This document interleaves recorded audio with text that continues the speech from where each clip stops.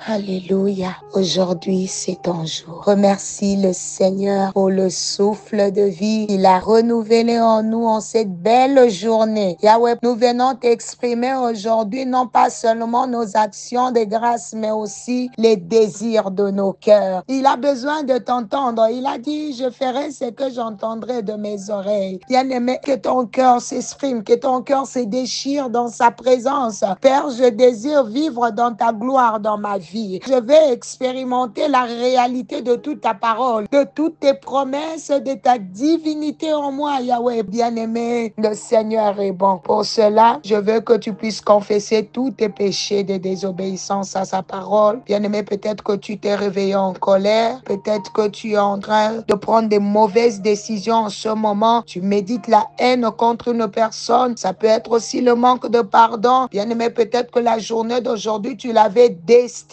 à des choses qui ne vont pas glorifier le Seigneur, à la bagarre, aux disputes, à plein de choses parce que tu es sous effet de la colère. Demande pardon parce que le Seigneur veut changer ton cœur. Il veut toucher ton cœur. Demande pardon de l'endurcissement de ton cœur, de tes propres penchants au lieu que tu sois obéissant à l'Éternel. Père, pardonne tous nos péchés, nos crimes, Yahweh, nos abominations et laisse que le sang de Jésus, le sang de l'agneau sans tache et sans défaut puisse nous purifier au nom de Jésus. Père de gloire, mon Dieu et mon roi, je veux renouveler mon alliance avec toi. Je vais marcher à l'écoute de ta voix, dans tes voies, Seigneur, et non plus dans les miennes. Au nom de Jésus, il est en train de te purifier, il est en train de te laver de toute impureté, il est en train de te purifier de toute mauvaise conscience, de toute culpabilité. Nous désirons t'obéir. Déverse ta grâce sur nos vies, déverse ta puissance sur nous, déverse ton onction sur nous, Seigneur. Une chose que nous désirons ardemment et te demandons ce matin, c'est de pouvoir entendre ta voix tout le jour de nos vies et obéir pour vivre ta gloire, ta puissance dans nos vies. Au nom de Jésus-Christ, je me tourne vers toi ce matin, ô Père. Toi qui écoutes les prières, toi qui ne rejettes pas ceux qui viennent à toi avec un cœur abattu, change les vies ce matin, Seigneur. Transforme les vies ce matin et que nous soyons aptes, non pas seulement à t'entendre,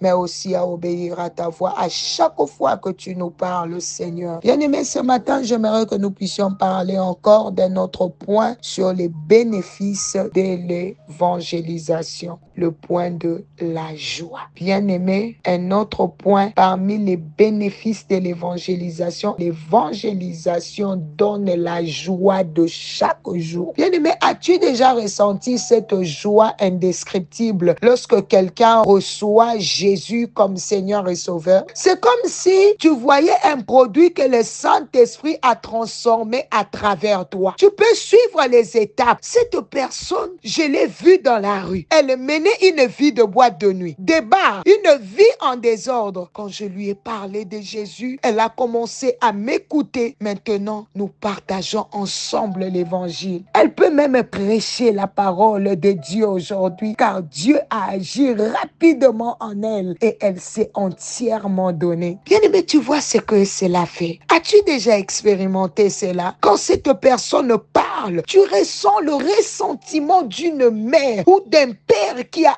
engendré un enfant dans les Seigneurs. Tu es dans une joie profonde parce que Dieu est passé par toi pour récupérer son âme. Cette joie permet au Saint-Esprit d'être enflammé en toi, d'agir avec encore plus de puissance. Je ne parle pas uniquement de l'âme sauvée. Je te parle de toi-même. Parfois, certaines âmes peuvent te rendre triste. Tu évangélises dans la joie, mais le comportement, les habitudes ou même les questions de certaines personnes peuvent t'abattre. Mais bien aimé, garde la fondation de ta joie. Donne-moi un amen. La Bible dit dans Philippiens 4:4, réjouissez-vous toujours dans le Seigneur. Je le répète, réjouissez-vous. C'est un ordre de Dieu. Bien aimé, tu n'as pas le droit d'être triste, car la joie de l'Éternel est ta force. Alléluia. Tout ce que je t'enseigne enseigne est liée. Même si quelqu'un t'a blessé ou rendu triste, reviens à la source de la joie. C'est quoi la source de la joie? La présence de Dieu. Retourne chez le Seigneur et dis-lui, Seigneur, cette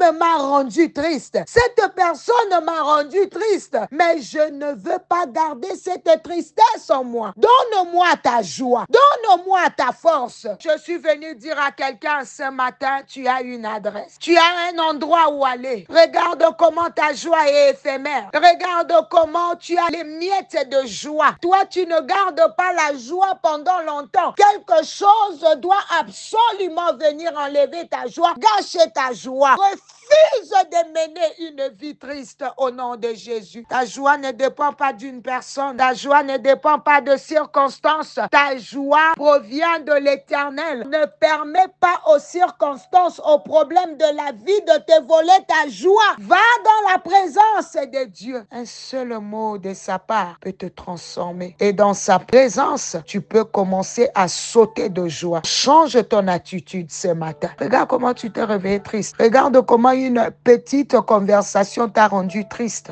Dans sa présence, il prend la tristesse et il nous donne la joie. Tu peux être dans la tristesse. C'est normal. Mais ne la laisse pas te ronger. Surtout, ne la laisse pas durer trop longtemps. Il existe une source inépuisable ouverte pour toi. C'est là que tu dois faire l'échange. Tu lui donnes ta tristesse et lui te donne sa joie. Sais-tu, la joie est toujours accompagnée de la force. C'est pour cela que la Bible déclare, la joie de l'Éternel est ma force. Une personne triste et abattue, une personne triste et faible, mais une personne joyeuse peut tout accomplir. Car elle a la force qui vient de Dieu. Je prie ce matin que l'évangélisation t'apporte la joie du Seigneur. La joie du Seigneur. Une joie durable et puissante. Peu importe les circonstances, retourne toujours dans la présence de Dieu pour renouveler cette joie. Non seulement tu verras des âmes transformées, mais tu ressentiras la satisfaction profonde d'être un instrument entre les mains de Dieu. Bien-aimé, tu ne peux pas aller prêcher les âmes ou gagner les âmes avec un visage triste ou un cœur triste. Ça n'a pas de sens. La Bible dit qu'on ne donne que ce qu'on a. Maman, qu'est-ce que tu donnes à ta maison? Regarde ton visage. Tu as toujours un cœur triste. Tu es toujours attristé. Qu'est-ce que tu communiques à ta maison? Qu'est-ce que tu donnes à tes enfants? Qu'est-ce que tu communiques dans ton mariage? Refuse de vivre une vie triste. Mon frère, tu es devenu colérique, frustré. Tu réponds mal aux gens.